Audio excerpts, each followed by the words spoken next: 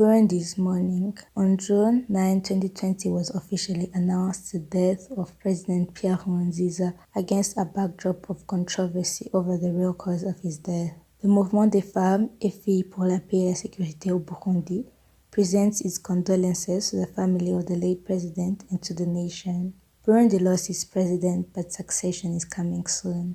The Constitutional Court, which had confirmed, despite strong protests, the result of the presidential election of 20 May, has just decided that the presidential candidate who was declared as winner, Evariste Ndayishimiye, should be sworn in as soon as possible. Therefore, Burundi will not need to go through any transition before the new institutions are put in place and start working. This will not be too early. The task is urgent and huge. Though, out of decency, it will not be proper to assess the situation that leaves the late Nkurunziza. One can say that his successor will inherit a heavy deficit in all sectors of national life.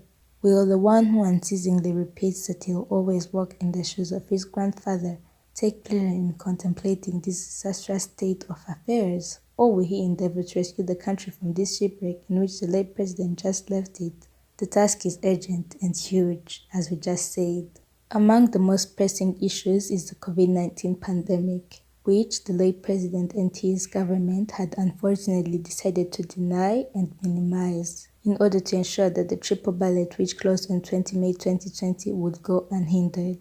For lack of adequate sensitization and awareness, Burundians still do not realize the seriousness and magnitude of the coronavirus. As there were mass gatherings during the electoral campaign, they still rally on various occasions with no worry about the risk of spreading of this devastating virus. As testing and treatment services are not sufficiently equipped, available and accessible to everyone, and as the flow of information is very minimal, those seeking test services have nowhere to go, those who need care remain helpless, and the number of deaths continues to increase. The population is now learning the hard way. The Mouvement des Femmes et Filles pour la Paix et la Sécurité au Burundi strongly urges Burundians, and especially the new president and his government, to draw the relevant lessons from the spread of this pandemic that we saw coming, in order to put aside all other issues and urgently concentrate on the pandemic. COVID-19 is indeed present in our country.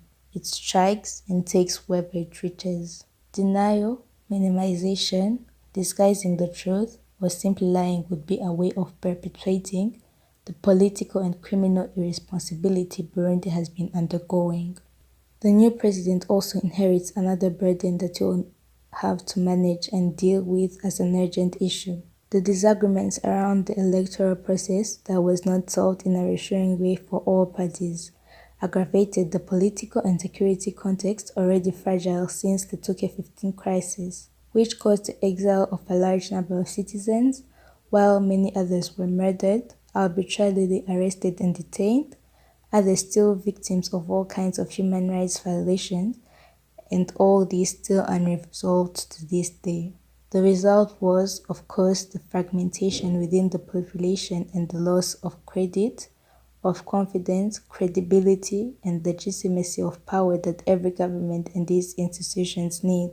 The Mouvement des Femmes et des Filles pour la Paix et la Sécurité au Burundi would like to remind the future leaders that this is the time to appease, call to calm, reconcile, reassure, and protect all citizens. We finally call upon all compatriots to remain serene and vigilant, and to ensure that their focus and that of the leaders remain on issues of the highest interest for our nation, namely peace and security for all, respect for and protection of the human rights of all citizens, good governance and visionary leadership that we so badly need to build the prosperous and reconciled Burundi every true patriot dreams of.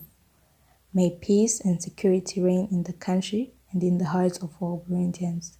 This is a message from the Mouvement des Femmes et Filles pour la Paix et la Sécurité au Burundi.